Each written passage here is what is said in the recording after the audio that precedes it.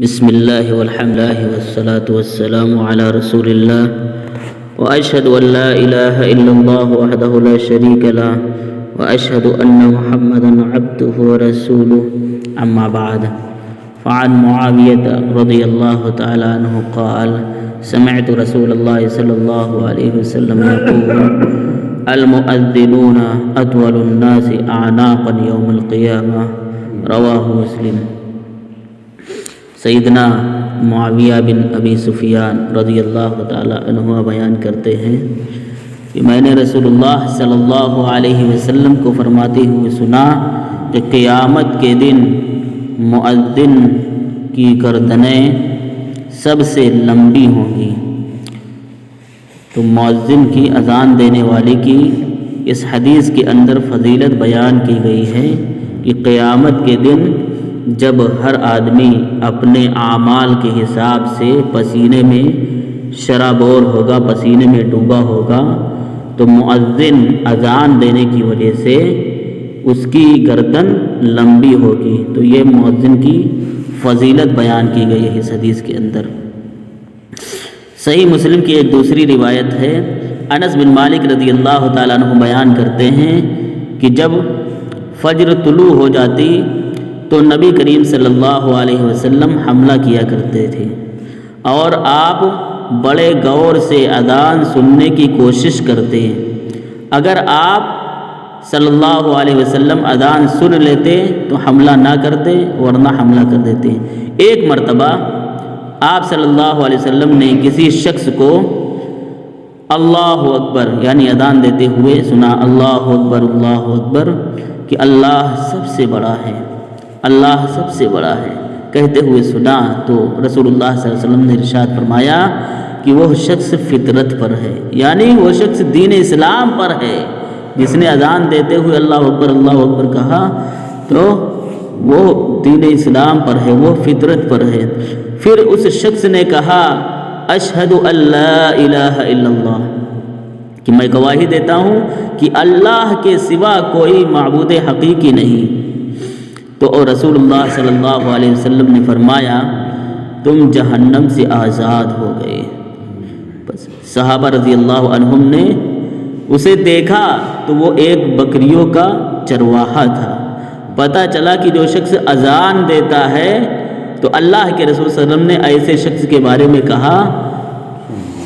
خرجت من النار، ایسے شخص کے بارے میں کہا کہ تم جہنم سے آزاد ہو گئے۔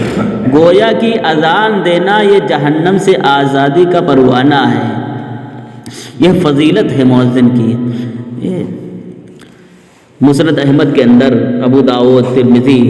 کے اندر ایک حدیث ہے، سیدنا ابو ہریرہ رضی اللہ تعالیٰ عنہ بیان کرتے ہیں کہ اللہ کے رسول صلی اللہ علیہ وسلم نے ارشاد فرمایا الامام ضامن والمؤذن مؤتمن، کہ امام نگہبان ہے، نماز کا نگہبان ہے، نماز کا محافظ ہے، نماز اچھے سے پڑھائے، جبکہ مؤذن امانت دار ہے۔ کس چیز کا امانت دار ہے؟ اذان نماز کے وقت کا، کہ وہ وقت پر اذان دے تو امانت دار ہے۔ آگے اللہ کے رسول صلی اللہ علیہ وسلم نے امام اور مؤذن دونوں کے لیے دعا کی، کہا کہ اللہم ارشد الائمہ واغفر للمؤذنین، کہ اے اللہ جو امام حضرات ہیں ان کی رہنمائی فرما، ان کو ہدایت دے، ان کو درست راستے پر لے جا، اور مؤذن حضرات جو ہیں جو اذان دینے والے ہیں اے اللہ ان کی مغفرت فرما دے، ان کے گناہوں کو بخش دے۔ تو اس حدیث کے اندر بھی امام کی فضیلت ہے اور ساتھ ہی ساتھ مؤذن کی بھی فضیلت ہے کہ اللہ کے نبی صلی اللہ علیہ وسلم نے اذان دینے والوں کے لیے مغفرت کی دعا کی ہے کہ اذان دینے والوں کو اے اللہ تو بخش دے۔ اسی طرح سنن ابو داؤد اور سنن نسائی کی روایت میں ہے، عقبہ بن عامر رضی اللہ تعالیٰ عنہ بیان کرتے ہیں کہ اللہ کے رسول صلی اللہ علیہ وسلم نے ارشاد فرمایا کہ تیرا رب پہاڑ کی چوٹی پر بکریاں چرانے والے اس شخص سے خوش ہوتا ہے جو نماز کے لیے اذان کہتا ہے اور نماز پڑھتا ہے۔ چنانچہ اللہ عز و جل فرماتا ہے کہ میرے اس بندے کو دیکھو، وہ اذان کہتا ہے اور نماز پڑھتا ہے، وہ مجھ سے ڈرتا ہے، میں نے اپنے بندے کو بخش دیا، اپنے بندے کے گناہوں کو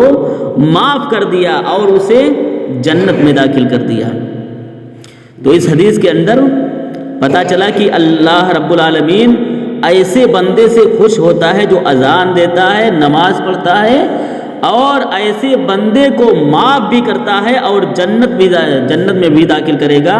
جو شخص اذان دیتا ہے اور پھر نماز پڑھتا ہے اور پھر اللہ رب العالمین کا ڈر اپنے دل کے اندر بساتا ہے۔ اسی طرح سنن ابن ماجہ، سنن ابو داؤد، سنن نسائی اور مسند احمد کی روایت میں ہے کہ ابو ہریرہ رضی اللہ تعالیٰ عنہ بیان کرتے ہیں کہ رسول اللہ صلی اللہ علیہ وسلم نے ارشاد فرمایا کہ مؤذن کو اس کی آواز کے مطابق مغفرت سے نوازا جاتا ہے۔ جتنی دور تک مؤذن کی آواز جاتی ہے، اذان کی آواز جاتی ہے، اتنی دور تک مؤذن کے لیے مغفرت لکھ دی جاتی ہے، اور ہر خشک اور تر، ہر گیلی اور سوکھی چیز اس کے حق میں قیامت کے دن گواہی دیتی ہے، گواہی دے گی۔ اور نماز کے لیے آنے والے شخص کے لیے 25 نمازوں کا ثواب لکھا جاتا ہے، اور اس سے 2 نمازوں کے درمیان ہونے والے گناہ معاف کر دیے جاتے ہیں۔ اور اسی طرح یہ بھی فرمایا کہ نماز پڑھنے والے کے مثل اسے بھی اجر دیا جاتا ہے۔ یعنی مؤذن کی فضیلت اس حدیث کے اندر بیان کی گئی ہے کہ مؤذن کو جہاں تک آواز جاتی ہے اس کو معاف کر دیا جاتا ہے، اور ہر چیز اس کے لیے قیامت کے دن گواہی دے گی، بخشش اور شفاعت کی گواہی دے گی کہ اس کو بخش دیا جائے، یہ اذان دیتا تھا، یہ تیری بڑائی بیان کرتا تھا اور تیرے بارے میں شہادت دیتا تھا کہ تو ہی حقیقی معبود ہے، اور یہ بھی کہے گا کہ یہ اس بات کی بھی شہادت دیتا تھا کہ جو تو نے نبی بھیجا تھا محمد صلی اللہ علیہ وسلم، اس کے رسول ہونے پر بھی یہ گواہی دیتا تھا، یہ نماز کی طرف بلاتا تھا، یہ کامیابی کی طرف بلاتا تھا، یہ تیری تکبیر بیان کرتا تھا، یہ تیری تحلیل بیان کرتا تھا، اور یہ بھی اعلان کرتا رہتا تھا الصلاۃ خیر من النوم، کہ نماز نیند سے بہتر نماز ہے، نیند سے بہتر نماز ہے۔ اور اس حدیث کے اندر یہ بھی بیان کیا گیا کہ نماز جتنے لوگ پڑھتے ہیں، مؤذن کی آواز سنتے، ان سب کا اجر، ان سب کا ثواب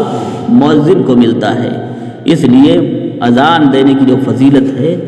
اور مؤذن حضرات کی جو فضیلت ہے، اسے ہمیں دیکھتے ہوئے اذان کی طرف زیادہ سے زیادہ ہمیں سبقت کرنا چاہیے۔ یہ اذان مکمل دعوت ہے۔ اللہ رب العالمین سے میری دعا ہے کہ رب العالمین ہم تمام لوگوں کو ایسے نیک اور بہتر کام کرنے کی توفیق عطا فرما